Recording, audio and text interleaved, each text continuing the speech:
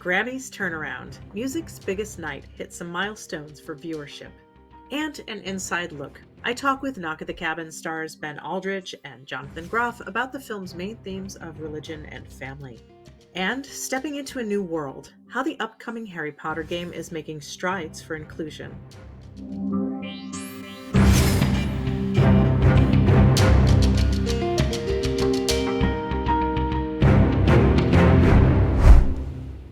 Welcome to Advocate Today. I'm Tracy E. Gilchrist. The music world is still coming down from a memorable Grammys night, and so are we. It was the most watched Grammys since 2020. This is a 30% increase from last year. The Grammys also reached the largest live streaming audience in its history, increasing 33% from last year. And the ceremony dominated social media with over 50 million social media clips of Grammys content, including Grammy winner Kim Petras shouting out Ricky Cornish and our sister brand Out Magazine. Love you. I love Out Magazine. I love you guys. You can check out our full coverage of the Grammys on the Advocate channel or out.com. Staying with entertainment, stars Ben Aldridge and Jonathan Groff are two leading men at the top of their game. They both have incredible portfolios of work, and they're expanding them by starring as husbands in the new M. Night Shyamalan thriller, Knock at the Cabin. Let's continue my conversation with the two out actors, where we discuss the film's themes of religion and how extremism in today's world bleeds into the storyline. The film is incredibly prescient in that you have these four people who arrive at the cabin door who are spewing about the apocalypse. And I couldn't help but think of QAnon and, of course, the very far religious right, who, frankly, have been blaming homosexuals for the apocalypse forever. So I wonder, Jonathan, would you speak to that piece of diving into this script and kind of unpacking all of that?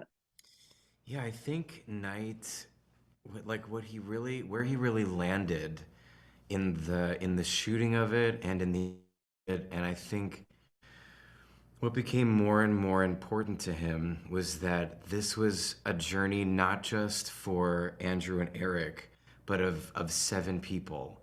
And he really tried to show the humanity of the four horsemen, that they weren't, that they weren't QAnon members, or that, they're meant to evoke that fear in all of us and evoke the same notes. But ultimately, this is not that movie. You realize that these seven people in this cabin are sort of victims of this insane thing that's happening, as opposed to on two different sides of a spectrum. Mm-hmm. Great. Yeah, I watched a bunch of documentaries on the occult, and I watched the HBO, I think it's a six-parter on the QAnon group, and I was like fascinated by it. But I also, to agree with Jonathan, what's most scary about those things is that no one believes in something. Everyone they believe in something for what they think is for the greater good, and that's what for me is most scary about those groups, is that they think they're right, Right. and it's very easy just to kind of go, well, they're this, they're that, they're evil, but everyone A background of religion to approaching it. Yeah, it's interesting because in the book and in the initial script, there was more about his religious belief layered throughout, and you were seeing Andrew, the sort of atheistic, realistic skeptic, and you were seeing more Eric, the Catholic, kind of religious believer type. And in the edit, I think Knight really cleverly turned the dial down on that and made Eric's belief more about his family than about his religion, and that ultimately. Yeah, that's great. In regard to the environment, especially. Yeah. And Ben, would you talk a bit about playing the skeptic? Because I really relate to Andrew. I would have been Andrew throughout. So I wonder if you would talk a little bit about that. Yeah, I think I would have been Andrew throughout as well. I think I was kind of like, I think he did a good job in casting casting us in that Yeah. way. And he did comment on that at the beginning of the process as well. He said, he was like, you are naturally a more skeptical person, or maybe I think you put it very kindly earlier as perhaps more drawn to critical thinking. Yeah. And I think I grew up in a evangelical household. There was talk of the second coming. I was very apocalypse obsessed when I was younger because of the film Armageddon and the film Deep Impact, and because of my knowledge or fear of like Jesus coming again and us all, you know, whatever would happen. And I read the Book of Revelation a couple times to try and decode it in the bath when I was probably about 10.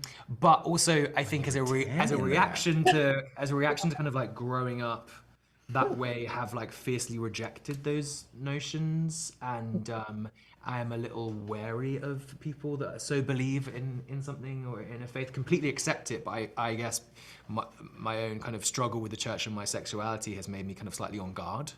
And that's something I was definitely thinking of, that was kind of circling my head in this. There was something I was kind of wrestling with a little bit, which is really helpful for Andrew ultimately, because I think he probably has a very similar take on it. But yeah, it was interesting playing the only person in the room who didn't believe at all, and that was there is so much stress and anxiety in Andrew. He is so trying to convince Eric, pull Eric back to the truth. He's trying to defend his family.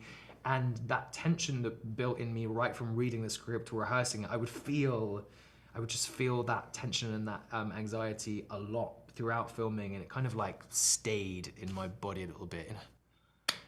In kind of annoying a way, Tracy, I'm gonna say it was a little inconvenient. I'm sorry. I'm sorry. Well, it showed in the performance. Absolutely. I mean, you both were For the so. art, Ben. Suffered for that art. Thanks so much to Ben and Jonathan for that conversation. They were a blast to talk to. Knock at the Cabin is in theaters now. You can watch our full interview on the Advocate Channel YouTube page, along with more of my talks with Hollywood's biggest stars. Calling all wizards. The much anticipated video game Hogwarts Legacy is set to launch, and the game is making history by featuring the first transgender character in the Harry Potter franchise. It's significant because of Harry Potter author J.K. Rowling's ongoing anti-trans comments. Hogwarts Legacy players will enter the wizarding world as a novice wizard from more than 100 years ago and try to master spells and potions.